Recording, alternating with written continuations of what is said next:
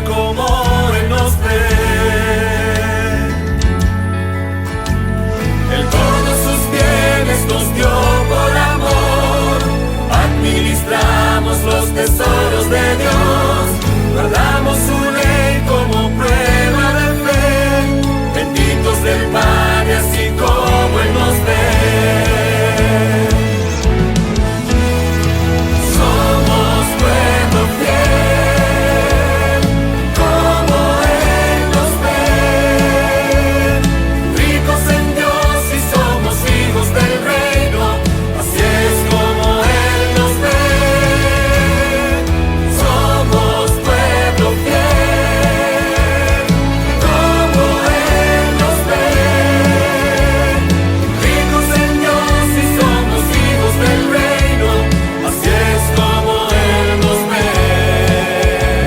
Así es como Él nos ve.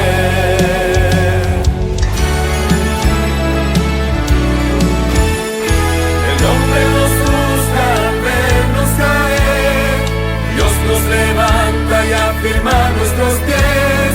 Aunque pecadores nos mira cual fiel. Así es como Él nos ve. Ahora me doy por completo al Señor. Llamo de palabras, fiel le seguiré. Soy hijo del reino, soy hijo del cielo. Caminemos todos como Él nos ve. Somos pueblo fiel, como Él nos ve. Ricos en Dios y somos hijos del reino. Así es como Él nos ve. Somos pueblo fiel, como Él nos ve. Ricos en Dios y somos hijos del reino. Así es como Él nos ve. Somos pueblo fiel, como Él nos ve. Ricos en Dios y somos hijos del reino. Así es como Él nos ve. Somos pueblo fiel, como Él nos ve. Ricos en Dios y somos hijos del reino. Así es como Él nos ve. Así es como Él nos ve. Así es como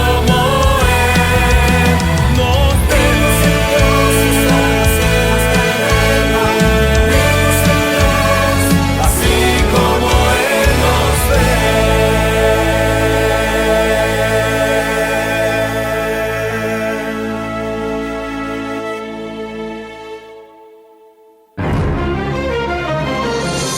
¿Cómo ve Dios a los seres humanos?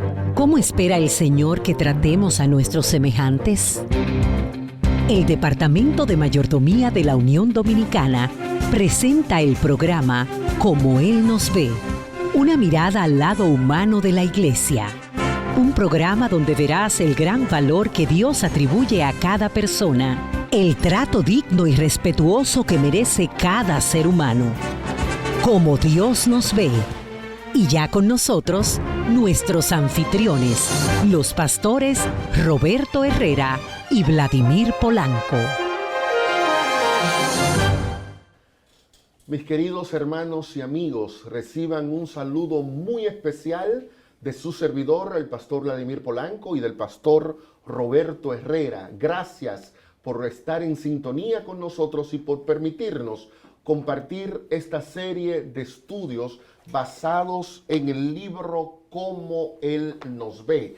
Ya, pastor Herrera, estamos casi a mitad de estudio del libro. Sí. Hoy vamos a estudiar el capítulo número 5, que se titula De la teoría a la práctica. Y como es nuestra costumbre, vamos a orar para dar inicio a nuestro programa. Padre querido, una vez más queremos pedir tu dirección, suplicarte que tú puedas hablar a través de nosotros y que nuestros oyentes y nuestros lectores podamos, oh Señor, todos juntos convertirnos en creyentes, en personas que no solamente viven la verdad, no solamente la creen, sino que la llevan al día a día. En el nombre de Jesús te lo pedimos. Amén. Amén. Pastor Roberto, el primer concepto que yo quiero que tratemos en este estudio del capítulo número 5 tiene que ver con esto. Vivimos en una sociedad donde vale mucho lo que tú presumes. Si tú tienes un buen carro, entonces tiene más valor. Vale mucho tú tener distintos títulos universitarios.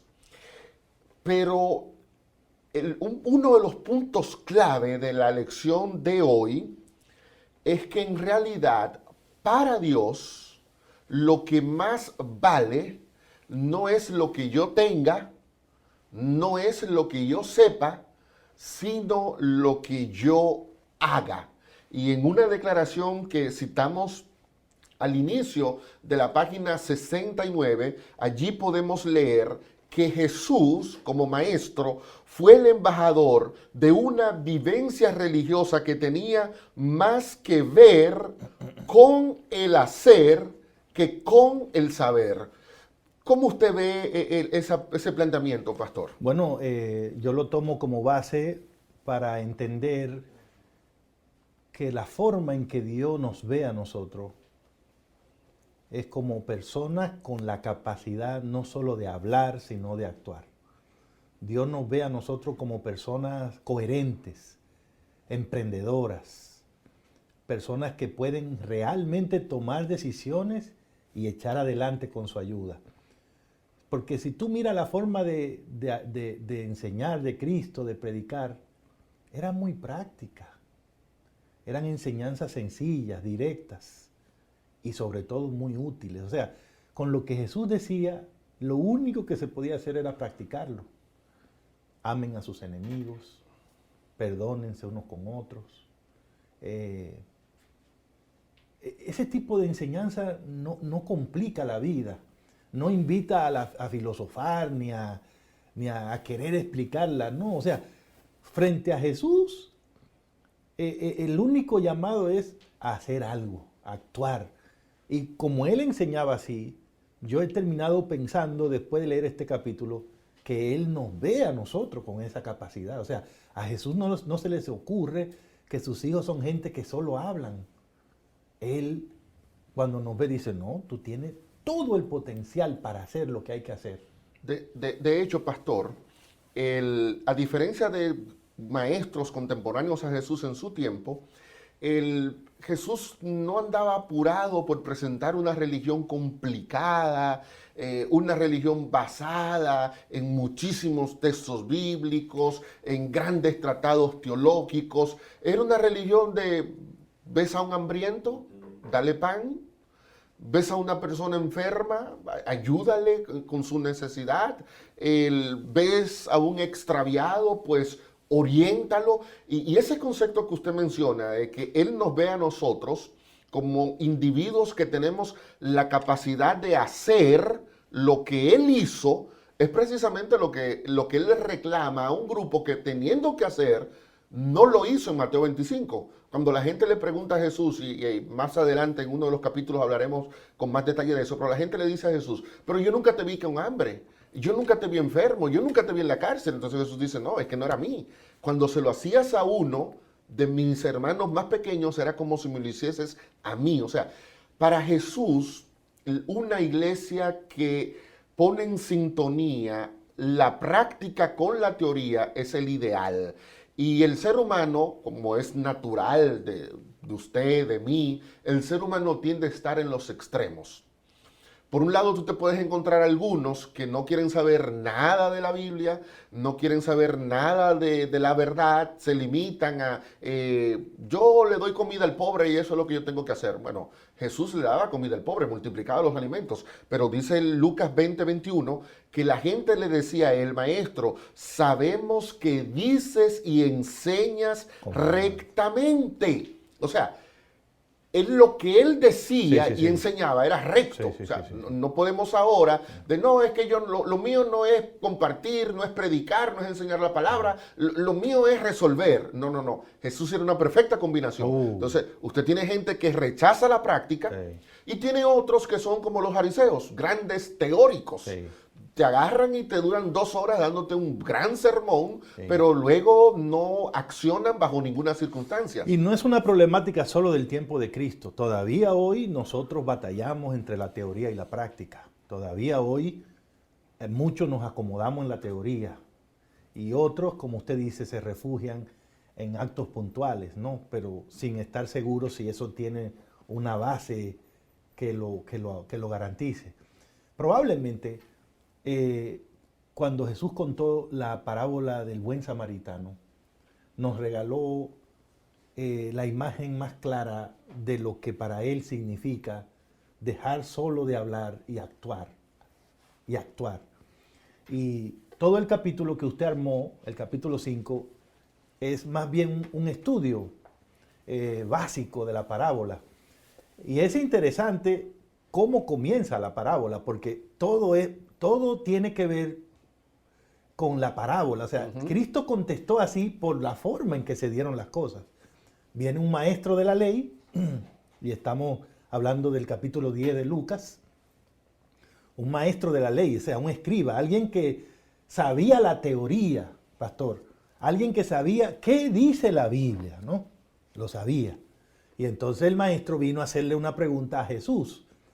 Claramente Lucas se asegura de decir que lo estaba haciendo para probar la sabiduría de Cristo, a ver qué Cristo iba a decir. Y la pregunta fue sencilla: maestro, si yo hago qué cosa, voy a heredar la vida eterna. Pero el maestro de inmediato, Cristo, se dio cuenta de lo que estaba en el ambiente y decidió regalarle una lección a este señor que ha sido una bendición para nosotros hoy día. Porque todo lo que quiere Cristo es que sus hijos no se queden solo en un lado del asunto. Teoría y práctica. Una religión útil. Y entonces el maestro le contestó con otra pregunta. No, dígame una cosa. ¿Qué dice la ley? O sea, ¿cómo usted lee? Porque Jesús sabía que el hombre se sabía la teoría. Porque Jesús sabía que lo que el hombre necesitaba era incluir la práctica. Entonces lo puso a él mismo a contestar la pregunta. Y el hombre que vino por lana salió trasquilado, porque el que vino a probar a Jesús, cuando Jesús lo probó, cayó redondito, porque no aguantó la oportunidad de demostrar cuánto sabía. Correcto. Y de inmediato el maestro le dijo a Cristo, en el versículo 27, que bueno, pues para guardar la vida eterna lo que tengo que hacer es amar a Dios y amar al prójimo. Y entonces, pues el maestro se limitó a decir, no, pues entonces ve y pon en práctica. Haga eso. Exactamente. O sea, usted está bien. A usted lo único que le falta es hacer, o sea, pasar de la teoría a la práctica. El hombre la teoría la dominaba a la perfección. Usted está bien de teoría. Lo que le faltaba era hacerlo. Sí, sí, esa y cosa. entonces, ¿será que esa es la situación en la que nos encontramos muchos Sí, de, puede los, ser. de los que tenemos un gran conocimiento Sí, religioso? sí, O sí. sea, pregúntame sobre el sábado, te voy a dar todos los textos bíblicos que hablan sobre el sábado. Pregúntame sobre el estado de los muertos, te voy a explicar que el muerto ni se va al cielo ni se va al infierno. Pregúntame lo que debo comer y te voy a citar Los Levítico diezmos, de 11, las Deuteronomio ofrendas. 14, los diezmos y la ofrenda. O sea, Yo sé yo todo. conozco todo Lo que dice la Biblia. lo que dice la Biblia. Ahora, Si cuando es Dios hacer- me mira, Sí, Dios me pregunta, ok, Vladimir, sacaste 100, te lo sabes. sacaste 100, Sí, ¿lo haces? es el punto. Entonces, hermanos, eso es fundamental para nosotros. Tenemos que hacerlo. Y lo interesante, Pastor Roberto, que como somos los humanos, ¿no?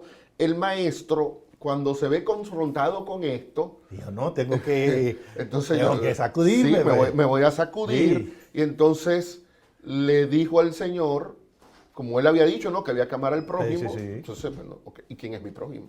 No, el hombre quería seguir teorizando. Sí, quería seguir teorizando. Sí. Exactamente. Me tumbó gusta mucho aquella, eso. vamos a levantar. Ahora vamos para acá. Vamos a debatir aquí. Sí. ¿Quién es mi prójimo? Esa pregunta era un término, era muy discutida en los círculos de aquel entonces. Okay.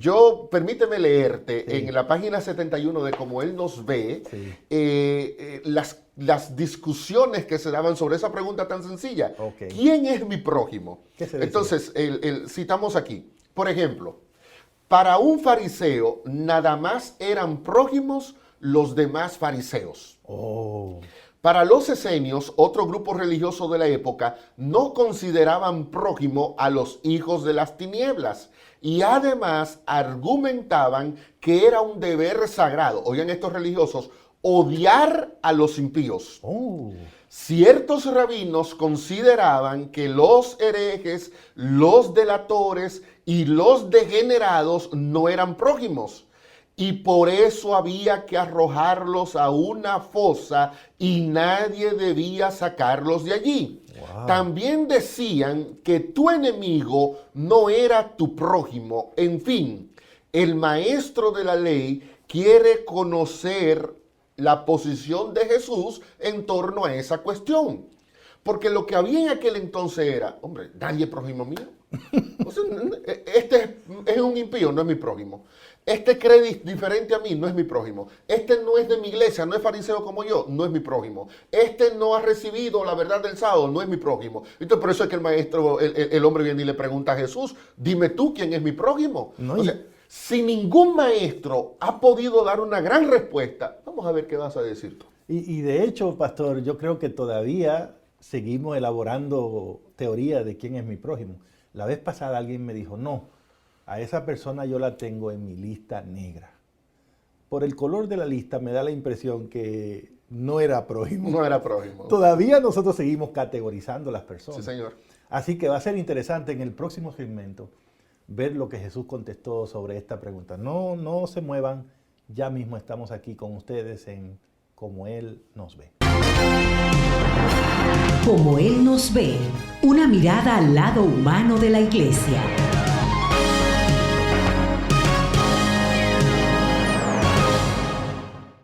Espero que estén disfrutando como nosotros del estudio del capítulo 5 de Como Él Nos Ve, de la teoría a la práctica.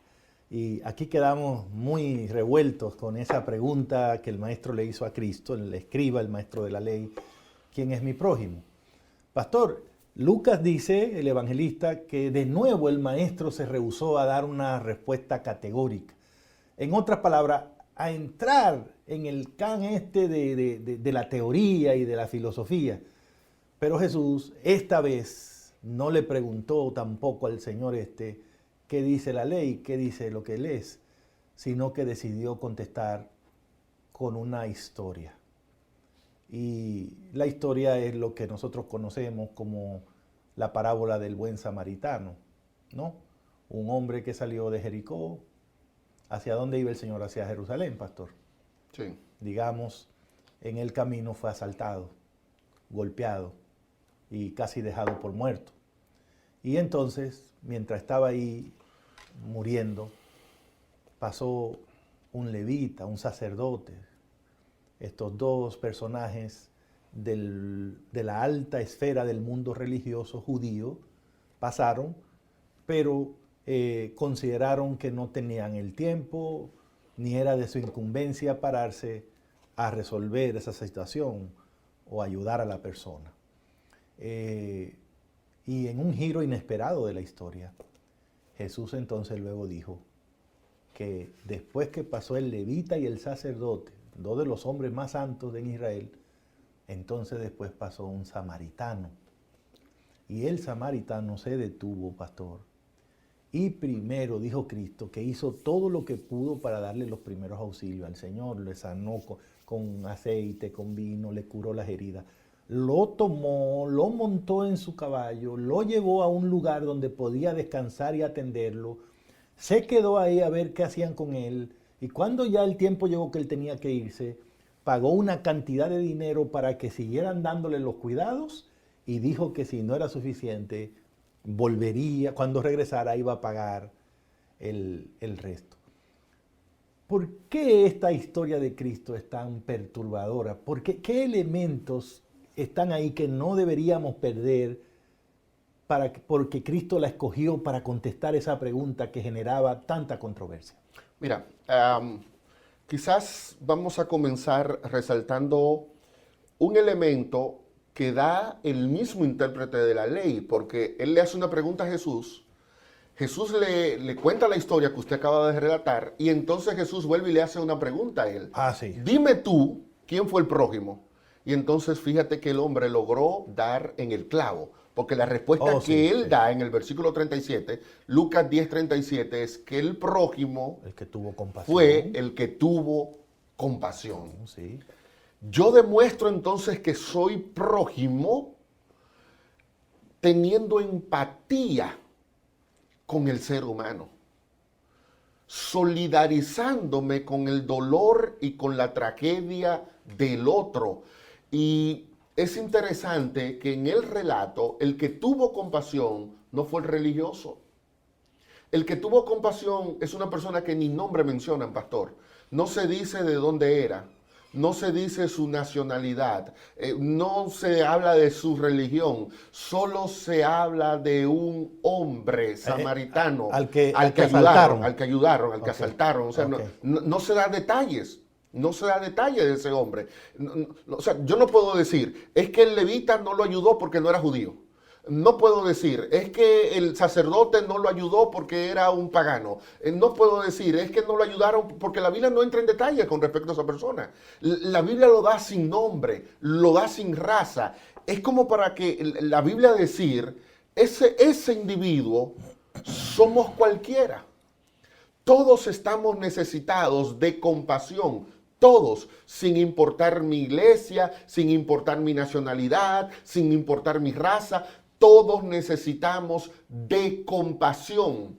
Si realmente yo quiero revelar el lado más humano de mi experiencia cristiana, eso se manifiesta teniendo compasión, pero no teniendo compasión de la persona que yo considero buena, teniendo compasión de una persona que yo ni siquiera sé quién es, porque la compasión no tiene que ver con nacionalidad, no tiene que ver con género, no tiene que ver con criterio religioso. La compasión es algo que yo como un hijo de Dios reflejo hacia la persona que está atravesando un momento de necesidad, sin importar quién sea esa persona. Así que ese es un elemento clave, pastor. Compasión. Muy bien. Yo no quiero perder que usted notó y nos ayudó a notar a todos que el Señor hizo una pregunta a Cristo, pero al final Cristo le devuelve la pregunta, pero totalmente cambiada. El filósofo pregunta, ¿quién es mi prójimo? Porque el filósofo lo que anda buscando es de dónde se agarra para no hacer nada. Pero Cristo, la pregunta de Cristo es, ¿quién fue prójimo de él?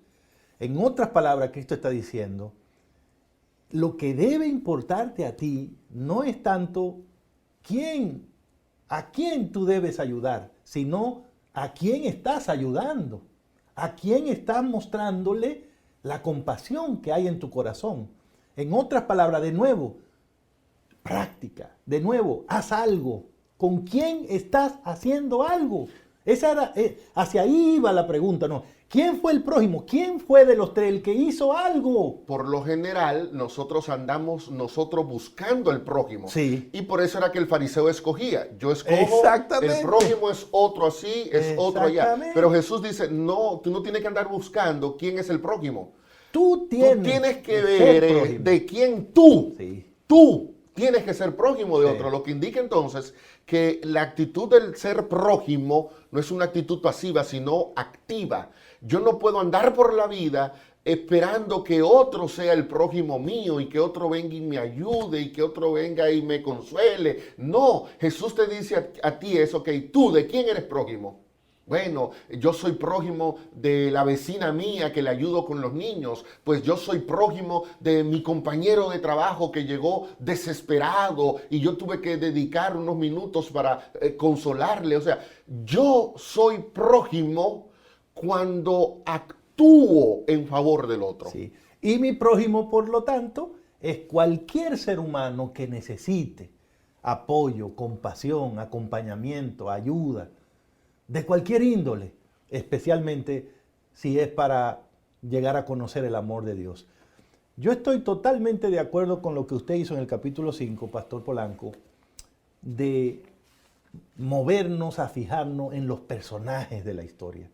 Cada personaje que manejó Cristo tenía una razón de ser. Por ejemplo, yo le pregunto a usted, ¿por qué se rehusó Cristo a ponerle un nombre o una nacionalidad o una categoría al Señor que maltrataron, al que asaltaron? ¿Por qué nada más dijo, era un hombre? ¿Por qué? Precisamente para no caer en las etiquetas que Ok. habían establecido los religiosos de aquel entonces. Perfecto. Si guarda la ley, es mi prójimo. Si la desobedece, no.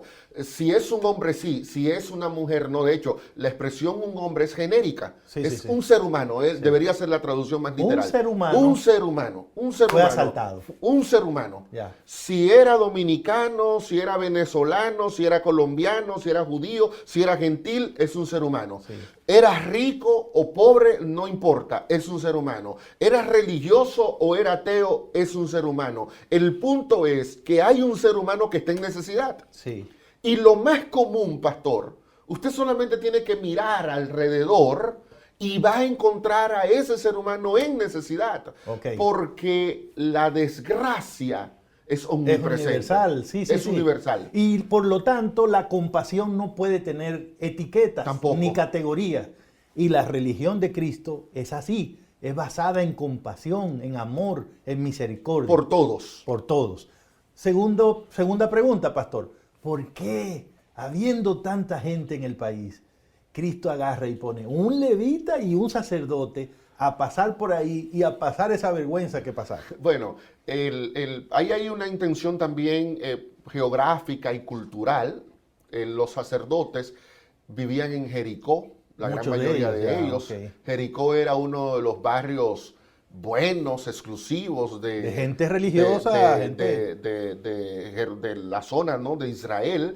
Y Jerusalén era el lugar donde estaba el templo. templo. Entonces era común que en esa ruta entre Jerusalén y Jericó pasaran Sacerdotes los y religiosos, levitas, levitas y sacerdotes que iban a dormir a Jericó, pero que venían a trabajar en el templo de Jerusalén. Entonces, era una ruta donde supuestamente pasaban mucha gente buena, pastor. Pero está fuerte eso de, Mucha gente buena. de venir de la iglesia. Venir en la ruta de la iglesia. En la ruta de la iglesia. No era que usted se iba por otro lado, no. En la ruta de la iglesia. O sea, yo digo, por ahí yo puedo irme, porque por ahí pasan los religiosos. Si tengo un problema, me van a ayudar. O sea, yo vivo cerca de ti, ahí en Miami, si tengo una situación, bueno, Roberto está cerca de mí, viene en mi auxilio. Cualquier persona que fuera por allí decía, hombre, va a aparecer en algún momento un levita, un sacerdote, Va a venir religiosos que proclaman el nombre de Dios, me va a ayudar. Sí. Bueno, ahí viene lo irónico del caso, que aquellos que debían ayudar fueron los que negaron ayuda. Y es interesante, negaron la ayuda, negaron mostrar compasión basándose en argumentos religiosos. Sí, estaban ocupados en su religión. O sea, no podía pararse, ese señor iba al templo, entraba al servicio, tenía que ver con el sacrificio, o sea, Bueno, por ejemplo, Wow, qué una de las lección, cosas, el sacerdote no podía tocar un muerto. Sí. Entonces ellos ven el hombre ahí lleno de sangre. No, yo no puedo. La ley dice sí. pero la ley dice que no puede tocarlo y está muerto. Sí. Pero ¿qué hacen ellos cuando lo ven? Sí. O sea, se dan la vuelta. Está muerto, bueno, ya está muerto. acércate y mira a ver si está muerto, por lo menos, ¿no? Mínimo. Pero como en nombre de la religión, Sí. uno termina Sí. dejando a una suerte terrible a una persona. La historia todavía es pertinente. Creo que la gran lección que Dios nos está diciendo es que podemos estar tan ocupados con la religión, con la iglesia, que en realidad nos convertimos en inútiles religiosos. Y Cristo con esta historia está haciendo una protesta, está diciendo, no, mis hijos están en el mundo para hacer bendición, para tener los ojos abiertos, para dar una mano de ayuda.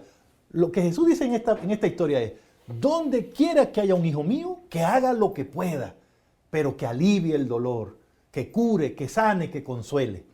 Y ahora, pastor, dígame, antes que terminemos este segmento, ¿por qué un samaritano? Antes de terminar de pasar al samaritano, Roberto, no puedo dejar pasar el concepto de el religioso que cuando ve al ser humano en problemas pasa de largo. O sea, es una religión que no está centrada en el ser humano. Y por eso Jesús recurrió a un ejemplo extremo. Sí. Miren, ese es el samaritano. ¿Quién era el samaritano? El samaritano era una persona que religiosamente era dudosa, porque los samaritanos tenían una mezcla de la adoración al Dios de Israel con dioses paganos. Número 2, étnicamente también eran dudosos, porque los samaritanos fueron resultado de una mezcla de las 10 tribus del norte con los asirios que se trajeron, y esa gente no se sabían quién era. Sí. O sea, ritualmente dudoso, étnicamente dudoso, y el comportamiento del samaritano no siempre era el mismo. O sea, el samaritano también no es que era una persona muy buena, tanto así que los judíos preferían dar la vuelta para no entrar en contacto con Samaria. Entonces lo lógico era, si el levita ve y sigue de largo, si el sacerdote lo ve y sigue de largo, el samaritano, que es el peor de todos, ese sí que lo verá y no solamente seguirá de largo, se aprovecha. Se parará a quitarle lo que tiene y robarle. Estoy ansioso, pastor, del próximo segmento. Vamos a hacer una pausa, sí, okay. Porque cuando regresemos vamos a ver las implicaciones que tiene esta maravillosa parábola. Sigue aquí en Como Él nos ve. Como Él nos ve, una mirada al lado humano de la iglesia.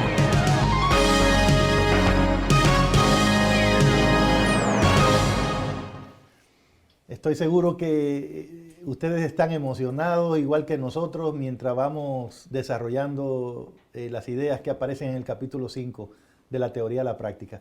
Bueno, pastor, en un ambiente como el que Cristo contó esta parábola, con tantas ideas, teorías que habían, debió ser un impacto emocional cuando apareció este samaritano en la historia, ¿no?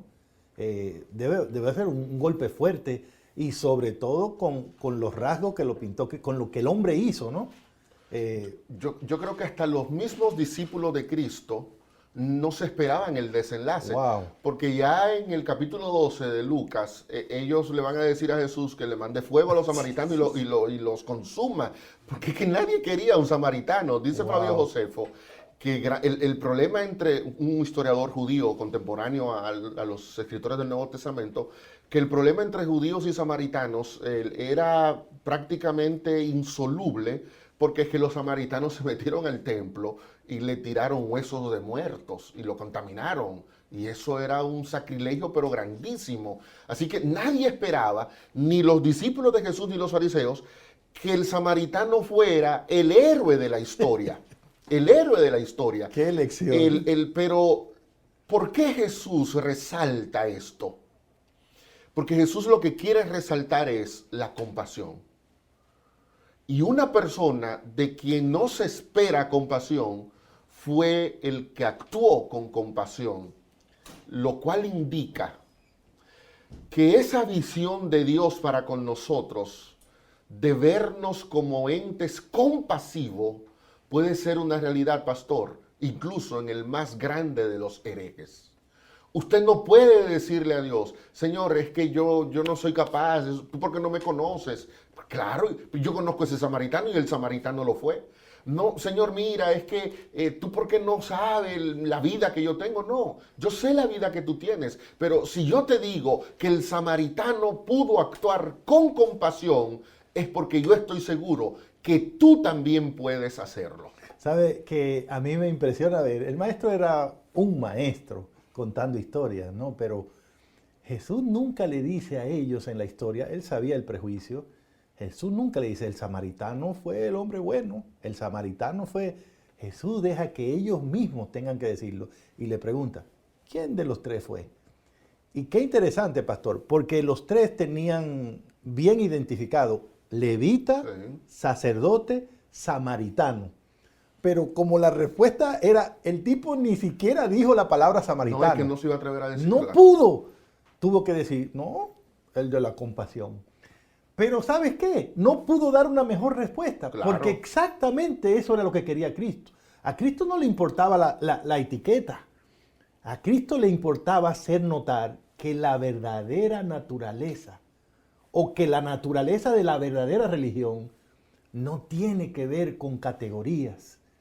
No sé, ser cristiano no es ser pastor o anciano de la iglesia, o el que canta, o el que predica, o el que más sabe de Biblia. Eso no tiene nada que ver con la naturaleza de la verdadera religión. Ser cristiano no significa tener una mala fama y en que Dios te trae a la iglesia. No, ser un samaritano.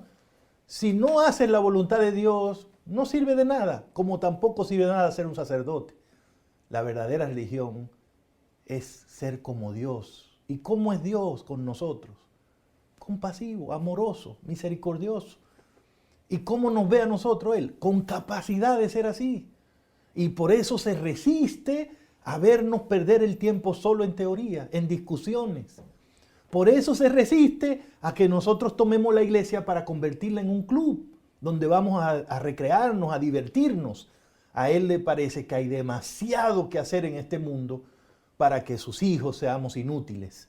Y nos desafía no a ser sacerdotes ni levitas, no a ser samaritanos, sino a hacer algo, lo que podamos, pero algo que represente mejor. Y todos podemos ser compasivos. Definitivamente. Eso sí. De hecho, en la página 75 del libro hay una declaración donde se habla de la naturaleza de la verdadera religión. Y entonces, miren lo que dice Elena de White hablando sobre este tema. Elena de White dice que en la historia del buen samaritano, Cristo ilustra la naturaleza de la verdadera religión. Muestra que la verdadera religión no consiste en sistemas, en credos, en ritos, sino en la realización de actos de amor, en hacer el mayor bien a otros. ¿Hacer el mayor bien a quién? A otros. Entonces, el sujeto principal de la religión no soy yo.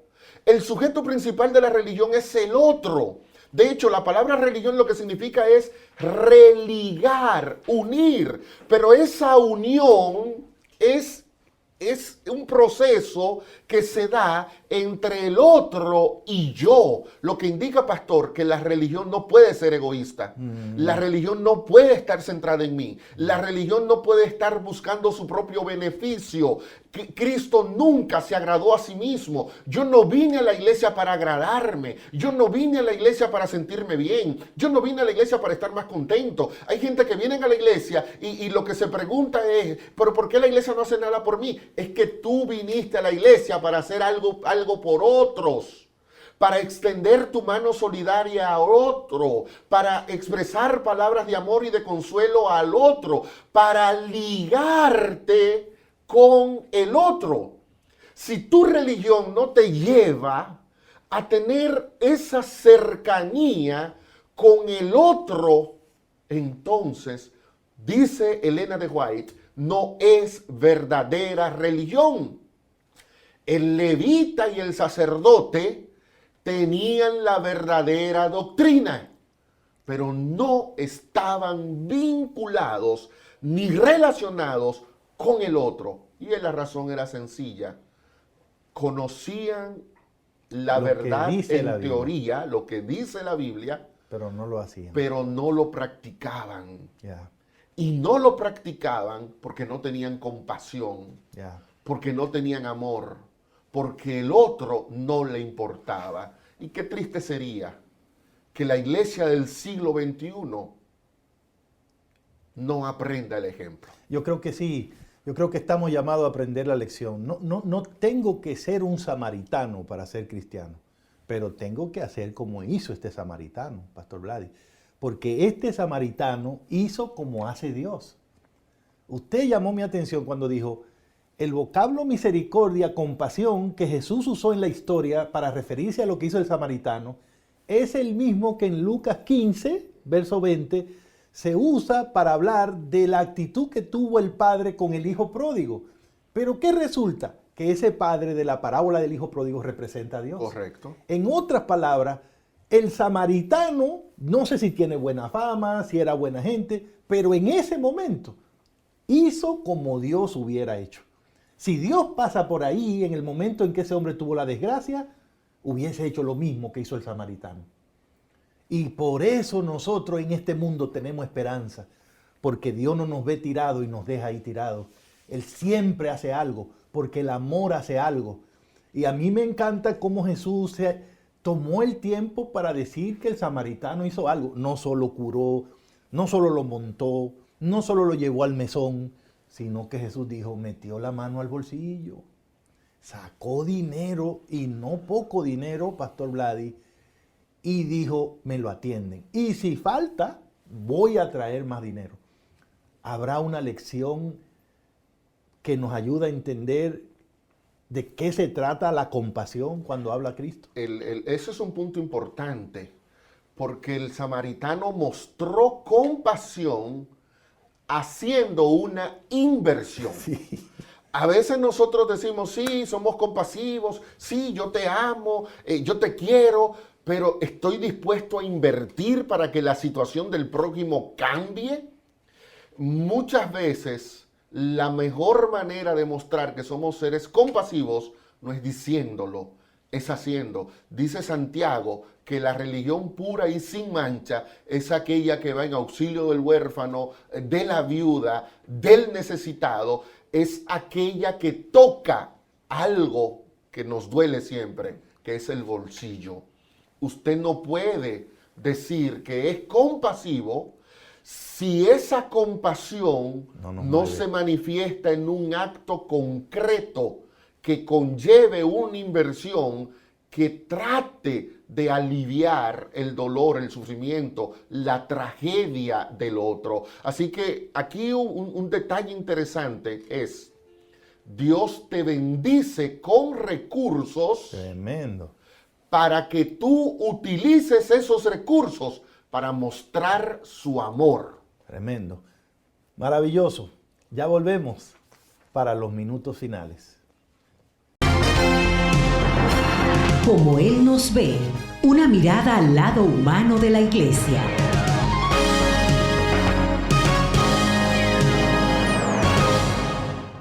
Pastor Polanco, Pastor Herrera, ha sido impresionante el estudio de este capítulo. Y me estoy preguntando qué puede hacer mi iglesia, qué pueden hacer los miembros de la iglesia para poner en práctica estas enseñanzas. Deberíamos asegurarnos, en primer lugar, de que en cada congregación ninguna persona que sea miembro esté enfrentando una situación de necesidad o vulnerabilidad sin recibir la compasión por medios de actos correctos de sus hermanos de la iglesia. Esto requiere que se activen o se refuercen, según sea el caso, iniciativas permanentes en ese sentido, como lo enseña 1 Juan 3:17. ¿Qué hace tu iglesia? Nos preguntamos. ¿Qué hace tu iglesia con los huérfanos? ¿Qué estamos haciendo como iglesia con nuestras viudas necesitadas? ¿Qué estamos haciendo con las personas que están presas, con los que están enfermos, con aquellos que están desamparados? Según lo que hemos aprendido en este capítulo, la respuesta a estas preguntas dice más de nuestra iglesia que la doctrina que creemos. Hay algunas lecciones que este capítulo nos enseña. Toda congregación debe tener un plan de trabajo que permita que la Agencia de Desarrollo de Recursos Asistenciales realice su obra en favor de los necesitados de la comunidad. La compasión ha de ser un elemento distintivo en todas las congregaciones de la Iglesia Adventista del Séptimo Día. El espíritu de la compasión es el espíritu del cielo. De inmediato tenemos a nuestros invitados para la conclusión del estudio de este momento. Como Él nos ve, una mirada al lado humano de la iglesia.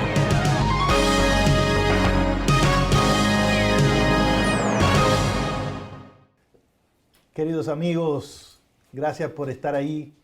Ha sido una bendición repasar junto el capítulo 5. Pero hay preguntas que cada uno tiene que contestar. ¿Quién eres tú en la historia?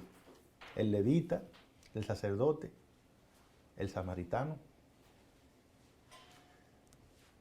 La respuesta la dan tus prioridades. ¿Cuánto te importa la gente? ¿Estás haciendo algo para mostrarlo? ¿Hasta qué punto tu amor por Dios te mueve a hacer algo por los hijos de Dios? Porque como bien señala el pastor Polanco en este capítulo, al final de esta historia lo que tenemos que entender es que en algún sentido todos nosotros somos ese hombre que fue golpeado y asaltado camino a Jerusalén. Y en ese sentido, todos necesitamos un buen samaritano. La buena noticia es que Cristo fue y es ese buen samaritano que vino, pasó por donde nosotros estábamos, se detuvo para ayudarnos, para perdonarnos, para salvarnos. Renunció a todo, a su vida en el cielo, y lo dio todo, incluyendo su vida, para que nosotros pudiéramos recuperar y tener la nuestra. Eso es el buen samaritano, eso es tener compasión y misericordia. Y claro, ese Dios, ese Jesús, tiene toda la moral para decirnos ahora a nosotros, vayan y sean misericordiosos, como Dios es misericordioso. Y ese llamado está en Lucas capítulo 6, verso 36. Podríamos pasarnos la vida entera metido en la iglesia, jugando a ser cristianos, haciendo programas y sintiéndonos que sabemos mucho de Biblia y teorizando. Pero que quede claro, para todos nosotros, lo que Cristo espera, lo que ha pedido, lo que Él demanda, es que todos hagamos algo. El que tenga dinero, que aporte dinero. El que pueda algún talento, que lo haga. El que tenga tiempo, que lo ofrezca. El que pueda ayudar al que esté en necesidad. Ahí donde usted está, haga algo para gloria de Dios. Porque Dios lo hizo todo por amor a nosotros. Palabra clave de este capítulo, compasión. Jesús tuvo compasión cuando vio a la gente desamparada, sin rumbo, y las orientó. Jesús tuvo compasión de los enfermos y los curó. Jesús tuvo compasión de la gente que no tenía comida y les dio comida. Jesús tuvo compasión del leproso y extendió su mano y lo sanó. El Señor tuvo compasión de los ciegos, por eso les tocó los ojos y les devolvió la vista. El Señor tuvo compasión de la viuda de Naín, por eso resucitó a su hijo. Y ahora lo que el Señor te pide a ti y a mí es, haz lo que yo hice. Compasión, pero ¿compasión a qué? A un vehículo, compasión a una casa, compasión por tu prójimo. En la página 79, en el libro decimos, Jesús vino a la tierra porque tuvo compasión de nosotros y para enseñarnos a nosotros a tener compasión de nuestro prójimo. ¿Cómo Dios entonces nos ve? ¿Cómo nos ve? Dios no se identifica ni nos ve a nosotros como los levitas que ignoran el dolor humano, como los sacerdotes que pasan de largo ante la tragedia humana. El Señor nos ve como un reflejo de lo que Él es. Y si Él es compasivo y misericordioso, Él a sus hijos nos ve también así, como los embajadores de la misericordia divina, que andaremos por las esquinas y por las calles de esta tierra mostrándole a la gente que no solo predicamos teoría, sino que sobre todo vivimos la práctica. Gracias por acompañarnos esta vez. Sin duda te vamos a esperar en la próxima entrega de Como Él nos ve.